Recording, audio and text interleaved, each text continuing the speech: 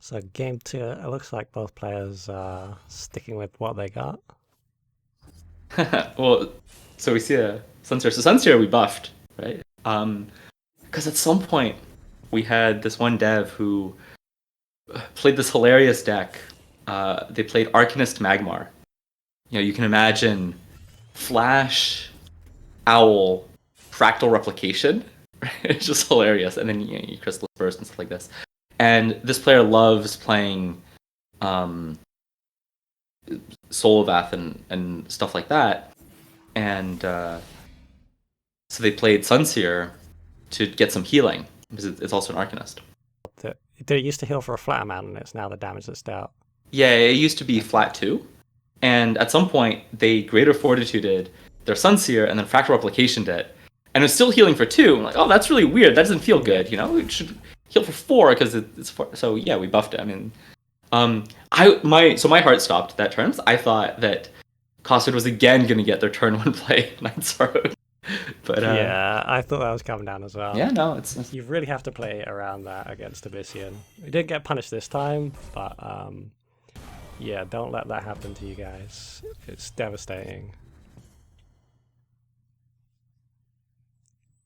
yeah. I think this Night Sorrow only existed for a very short amount of time, and maybe people aren't used to how much of a staple it is.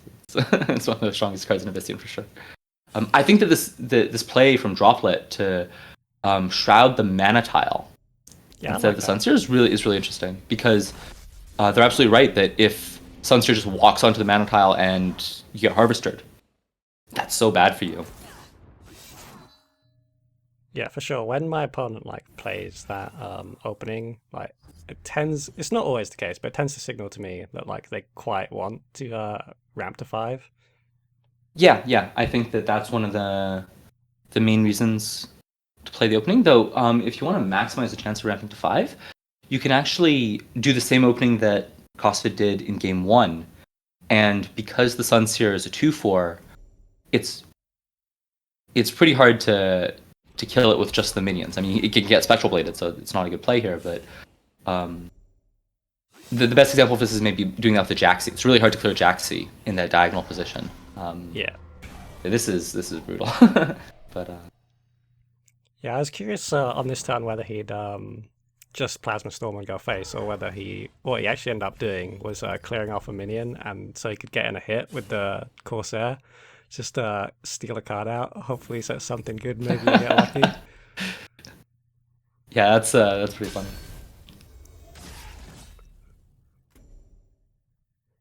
It's funny because I'm not even necessarily sure if that's a good play. Is it better to get a card from your opponent's deck into your deck than? But it's definitely it gives you that potential for an edge, right? Where you just might get something that Yeah, you're well, not so expecting. for some slower games like this, it can be.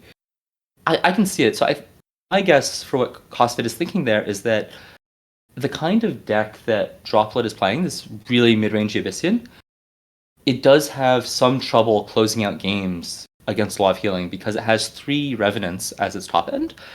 And if your opponent has a good way of dealing with Archons, like Natural Selection or Metamorphosis, uh, then you can just run out of threats. You can easily run out of ways to win the game.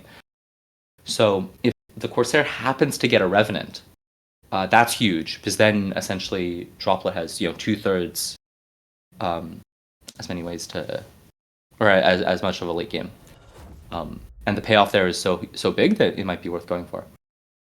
Here Droplet is pretty low, so Kosvid is realizing, hey, um, health for everyone matters, and just going face. I really like this decision.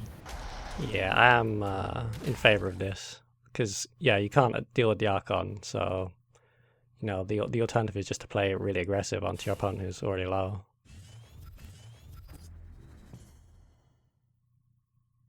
You've got a big HP lead here. Although again, sort of like we were saying last game, it could just be a bit of a mirage. Like Droplet's hand could be rejuvenate, void pulse, void pulse, void pulse. But you got to make them have it. Yeah, well, I think I mean, yeah, one philosophy is to make them have it. Another one is that it forces them to spend their mana playing those cards, and you don't really want to be, if you're the late game deck, just forcing your opponent to spend time doing those things is worth quite a bit. Whereas if they're not, they can't play Rejuvenator and Revenant. One line that I think might have been kind of interesting for Kosvid was going face with the Vindicator. Yeah, I was wondering that as well. Because Kosvid Droplett really doesn't want to hit back, because then they're at 4 and then they're Mecantrable. But I think I agree with Kosvid's choice that forcing them to spend Allure and stuff is really good. Again, just forcing them to spend mana. Yeah, it's really hard to ignore Vindicator. It's a bit of a beat stick, to say the least. Just like, when it's on your opponent's field, you just have to assume the worst, right? They could have, like, Archon, Greater Fortitude in hand, Like, you can't really let it live for very long, because they will draw into that kind of thing soon enough. Yeah, absolutely. I mean, here I think... I don't like this. I think a lot of this is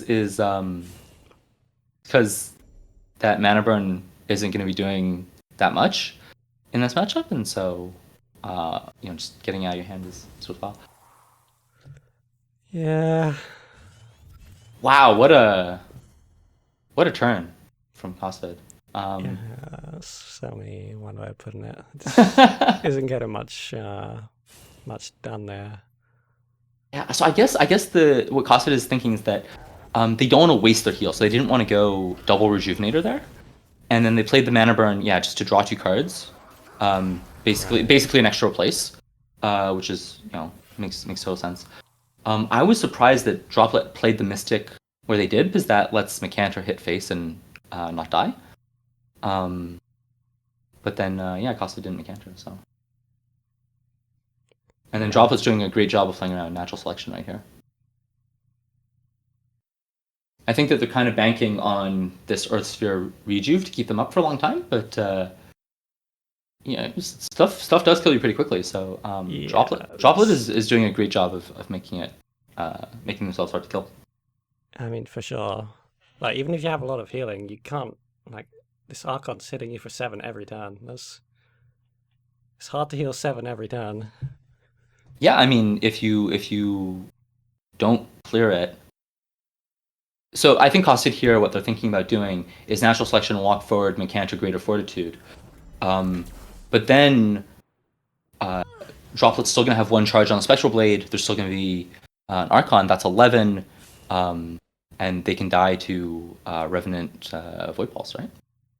Yeah, for sure.